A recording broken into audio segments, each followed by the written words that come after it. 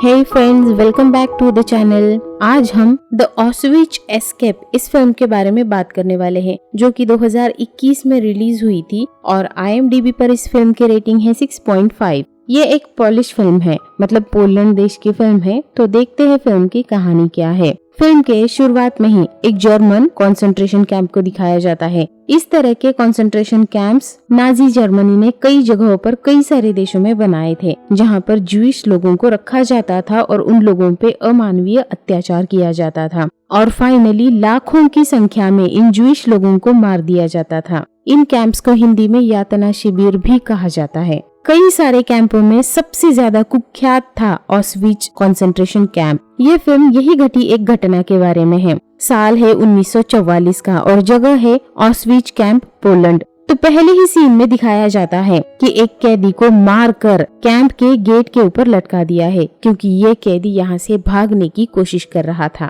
और फिर उसके बाद अगले सीन में ऑस्विच के कैदियों को दिखाया जाता है, जिनमें से 3 कैदी बीमारी और भूख से मर चुके हैं। और उसके बाद कुछ और कैदियों को दिखाया जाता है जो लाइन में खड़े हैं और उनको काम पर भेजा जा रहा है। उसके बाद हम हैवानियत का अंजाम देखते हैं। एक कमरे में मरे हुए ज्यूइश लोगों की लाशों का ढेर देखते हैं। और फिर उसके अगले सीन में हम देखते हैं कि कैंप में नए कैदी आ रहे हैं। उनके कपड़े उतारकर, बालों को काटकर उनको दूसरे कपड़े दिए जा रहे हैं और उनको एक नंबर भी दिया जा रहा है। इन कैदियों को यहाँ पर इनके नाम से नहीं बल्कि इनके नंबर से पुकारा जाएगा, पहचाना जाएगा। उसके बाद यहाँ के 2 कैदी जिनका नंबर 20,962 और 44,070 है, जिनके नाम फ्रेडी और वॉल्टर है, वो उनके डेली काम पे आते हैं और फिर वहाँ जमीन के अंदर एक गड्ढे में उनके तीसरे साथी की मदद से छुप जाते हैं। ये दोनों भी कैदी स्लोवाकिया देश के ज्यूइश लोग हैं। उसके बाद फ्लैशबैक में एक सीन दिखाया जाता है उसी कमरे का, जिसमें लाशों का ढेर है। वहाँ पर 3 लोग प्लानिंग कर रहे हैं। उनमें से 2 लोग यहाँ से भागने वाले हैं, मतलब यही फ्रेडी और वॉल्टर भागने वाले हैं और वो उनका तीसरा साथी है। और उनका तीसरा साथी उन्हें बता रहा है कि इन दोनों को यहाँ से निकलकर कहाँ जाना है, किससे मिलना है और उसके बाद क्या करना है। उसके बाद फिल्म प्रेजेंट में आती है, जहाँ पर रात का सीन है और सारे कैदी काम से वापस आ चुके हैं और उनकी गिनती शुरू हो चुकी है। तब जर्मन्स को पता चलता है कि बैरक 9 के 2 लोग गायब है। तब तुरंत ही उनकी तलाश शुरू की जाती है। ये दोनों भी स्लोवाकियन कैदी हैं। अब बैरक 9 के कैदियों से भी पूछताछ की जा रही है। इनके ज्यूइश ब्लॉक इंस्पेक्टर को तो मार मार कर खत्म ही कर दिया जाता है और उन लोगों को पकड़ने के लिए जो कुत्ते छोड़े गए थे उनको भूखा रखने के ऑर्डर्स दिए जाते हैं। और फिर उसके बाद बैरक 9 के सभी कैदियों को पूरी रात वहीं पर ठंड में खड़ा रखा जाता है और बैरक 9 के कुछ कैदियों से पूछताछ जारी रहती है। जब वो कैदी कुछ भी नहीं बता पाते तो उन्हें जंगल में ले जाकर उनका धड़ जमीन में गाड़ दिया जाता है और सिर्फ उनका सर ऊपर रखा जाता है। और वहाँ पर एक जर्मन ऑफिसर घोड़े पर बैठकर घोड़े से उन सरों को कुचलवाता है। और फिर उसके बाद अगला दिन गुजर के रात हो जाती है और अभी भी बैरक 9 के सभी कैदियों को उसी जगह पर, उसी सिचुएशन में वहीं पर खड़ा रखा है। और फिर नेक्स्ट डे भी उन दोनों कैदियों की तलाश जारी है। और फिर उन दोनों को ढूंढते ढूंढते जर्मन्स का एक कुत्ता ठीक वहीं पर आ जाता है जहाँ पर ये दोनों छुपे हुए थे और वो कुत्ता गुर्राने लगता है। लेकिन जर्मन्स को बिल्कुल भी शक नहीं होता कि यहाँ पर नीचे कोई छुपा भी हो सकता है और उस कुत्ते को खींचकर वहाँ से ले जाते हैं और इन दोनों की भी जान में जान आ जाती है। उसके बाद एक जर्मन अधिकारी एक कैदी को बैरक में ले जाता है और उसे धमकाता है कि तुमने उन दोनों को भी भागने में मदद की है, मैं तुम्हें मारना चाहता हूँ, पर मैं तुम्हें इत्मीनान से मारूंगा, आज किसी और का दिन है मरने का। और फिर वहाँ पर कुछ नए कैदियों को लाया जाता है। उनमें से कुछ कैदी भागने की कोशिश करते हैं वहाँ से, तो उन्हें तुरंत शूट कर दिया जाता है और खत्म कर दिया जाता है। और उसके बाद रात हो जाती है। अभी भी बैरक 9 के सभी कैदी यहीं पर खड़े हैं। कल से इन लोगों को भूखा प्यासा ठंड में यहीं पर खड़ा रखा है। आज दूसरी रात है और ये लोग यहीं पर खड़े हैं। और फिर इसी तरीके से सवेरा हो जाता है और बैरक 9 के कैदियों को एक जर्मन ऑफिसर काम पे भेज देता है। और जब वो सभी वहाँ से चले जाते हैं तो 3 लोग वहाँ पर गिर चुके थे। वो पिछले 2 दिन और 2 रातों से लगातार ठंड में पूरे 48 घंटों तक बिना खाए पिए खड़े थे। उसके अगले सीन में दिखाते हैं कि भागने वाले दो कैदी जहाँ पर छुपे हैं उसके ऊपर वाली लकड़ी पे नई लकड़ियों के ब्लॉक्स लाकर रखे जा रहे हैं और अंदर दोनों भी घबरा जाते हैं कि ऊपर इतना सारा वजन डालने के बाद वो यहाँ से कैसे निकल पाएंगे, क्या वो यहीं पर मर जाएंगे। और फिर उसके बाद फिर से रात हो जाती है और काम से लौटने के बाद बैरक 9 के सभी कैदियों को फिर से बाहर ठंड में लाइन में खड़ा कर दिया जाता है।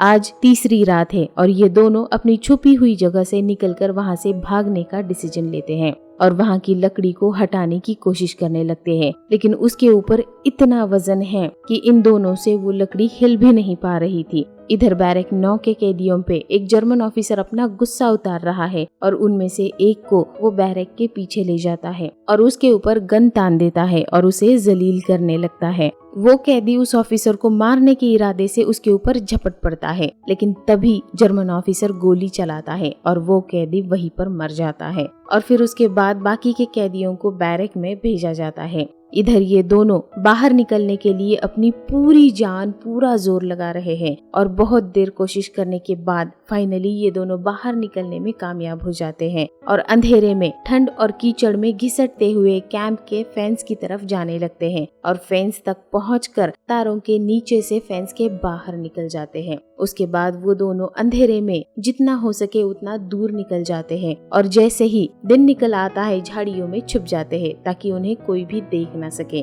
और फिर रात में वो फिर से आगे बढ़ते हैं। तब वॉल्टर देखता है कि फ्रेडी के पैरों को बहुत चोट लगी है। वो किसी तरीके से अपने कपड़ों में से पट्टी निकालकर उसके पैर को बांध देता है और उसे आराम मिले इस बात का ख्याल रखता है। और फिर अगली सुबह ये दोनों देखते हैं कि आगे एक पुल है और वहाँ पे जर्मन्स है। फिर ये दोनों वहाँ से ना जाते हुए जंगल के रास्ते घूम कर जाने का फैसला करते हैं। इन दोनों को भी पोलैंड की बॉर्डर क्रॉस करके स्लोवाकिया पहुँचना है। आगे जाने के बाद ये दोनों भी एक जगह पर बैठकर आराम करने का फैसला करते हैं और जब वो वहाँ पर बैठे थे तो वहाँ से एक पोलिश औरत गुजर रही होती है और वो इन दोनों को देख लेती है। ये दोनों बहुत घबरा जाते हैं, लेकिन वो औरत इन दोनों की मदद करती है, इन्हें खाना देती है और घर पर वापस जाकर इनके लिए जूते और ज्यादा खाना लेकर आती है। साथ ही इन दोनों को बॉर्डर पार पहुंचाने के लिए अपने दोस्त की मदद भी मांगती है और इस तरीके से उस औरत का दोस्त भी इनकी मदद करने के लिए तैयार हो जाता है।